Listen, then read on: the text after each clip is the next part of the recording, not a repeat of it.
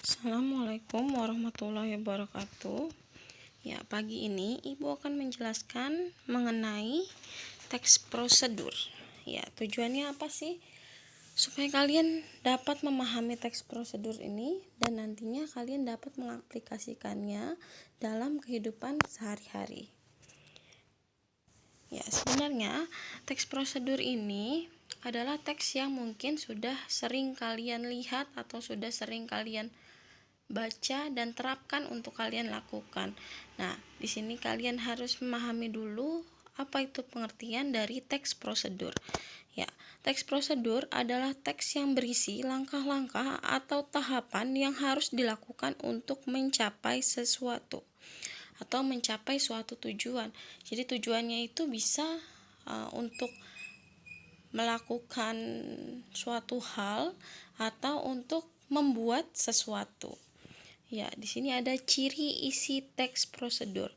Berarti ciri ini dilihat dari isi teks prosedurnya. Ya, yang pertama, panduan yang harus dilakukan.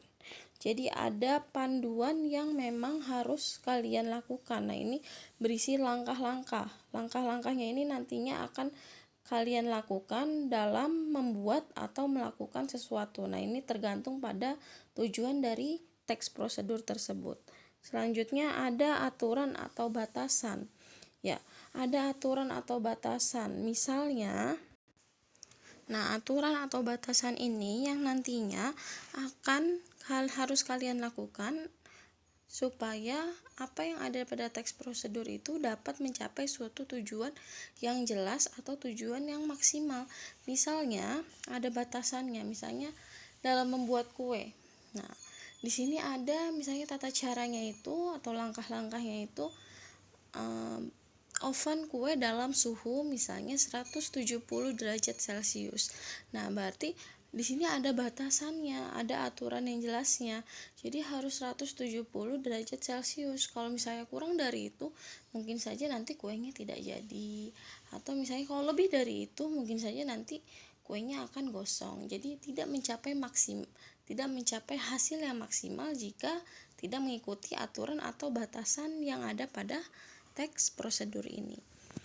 Ya, selanjutnya yang ketiga itu ada panduan yang urut. Jadi dalam teks prosedur itu memang langkah-langkahnya ini adalah langkah-langkah yang disusun secara urut.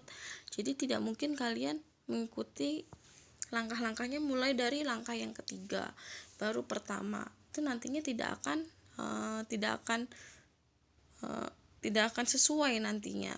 Jadi yang harus kalian ikuti itu langkah-langkah yang sesuai dari mulai 1 sampai dengan akhir. Jadi tidak boleh lengkap dari misalnya langkah ketiga kemudian langkah ke-1 baru langkah berikutnya, tidak boleh seperti itu. Ya, selanjutnya ciri bahasa teks prosedur. Yang pertama itu kalimat perintah. Ya, penjelasannya, kalimat perintahnya ini adalah kalimat yang menunjukkan suatu perintah atau suatu hal atau kalimat yang memang tujuannya adalah untuk kalian agar melakukan sesuatu itu. Nah, contoh kalimatnya, masukkan mie ke dalam air mendidih. Nah, ini kan adalah suatu perintah. Jadi, ada hal yang harus kalian lakukan, yaitu memasukkan mie ke dalam air mendidih. Selanjutnya, ada kalimat saran dan larangan. Kita mulai dari kalimat saran dulu. Ya, kalimat saran ini kan kalimat yang memang sebenarnya boleh dilakukan atau tidak. Jadi kan namanya saran kan ini adalah hal yang tidak mutlak harus kalian lakukan, tapi mungkin ada sebaiknya kalian lakukan atau ada sebaiknya kalian hindari, seperti itu. Jadi boleh dilakukan, boleh tidak. Nah, contohnya sebaiknya rebus mie dengan api sedang. Nah, ini ada kata-kata sebaiknya. Sebaiknya rebus mie dengan api sedang. Nah, mungkin boleh juga kalau kalian mau merebus mie dengan api kecil ya tidak masalah, atau mungkin kalian mau merebus mie-nya dengan api yang besar juga tidak masalah, karena di sini ada kata-kata sebaiknya. Berarti boleh dilakukan, boleh tidak. Selanjutnya ke kalimat larangan. Kalimat larangan tentunya adalah kalimat yang mengandung larangan, berarti tidak boleh dilakukan. Berbeda dengan saran ini boleh dilakukan, boleh tidak, tapi kalau larangan ini jelas-jelas tidak boleh dilakukan. Nah, ini ditandai dengan kata jangan. Jangan menutup wadah ketika uap panas masih mengepul, berarti benar-benar hal ini tidak boleh dilakukan. Ya, karena ada larangannya, jangan. Selanjutnya, penggunaan kata dengan ukuran akurat. Nah, ukuran akurat itu jadi ukurannya itu harus segini, harus setengah tepung atau harus 6 siung bawang merah. Jadi ada ukuran akuratnya, jadi benar-benar terukur. Jadi ada 1/4, itu kan benar-benar terukur, benar-benar bisa diukur. 1/4 itu semana gitu. 6 siung bawang merah itu semana, jadi benar-benar ada ukurannya atau ada jumlahnya.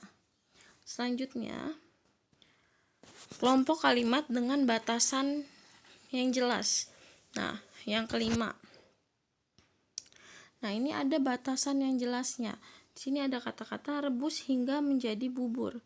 Berarti di sini ada batasan yang jelas. Jadi rebusnya ini bukan hanya setengah matang, bukan hanya rebus selama misalnya katakanlah 2 menit, tidak seperti itu, tapi rebus hingga menjadi bubur. Berarti ini ada batasan yang jelasnya. Jadi kalian merebusnya ini sampai dengan jadi bubur, seperti itu.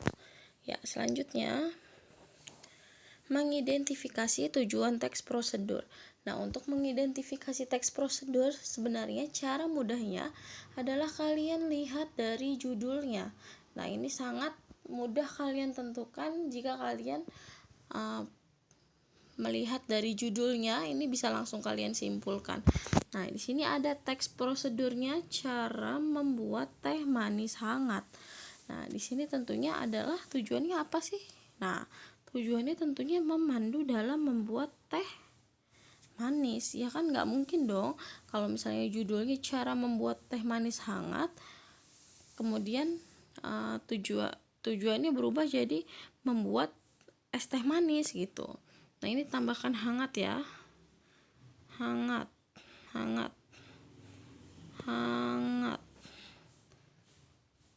Mungkin tidak begitu terbaca ya, tapi di sini kurang kata hangatnya. Tujuannya adalah memandu dalam membuat teh manis hangat. Ya. Jadi bukan hanya untuk menentukan tujuan ini kalian lihat dari judulnya. Nah, berikutnya tadi kan sudah dijelaskan di slide sebelumnya, yaitu ciri bahasa dari teks prosedur. Ya, berikutnya saya minta kalian kerjakan soal ini.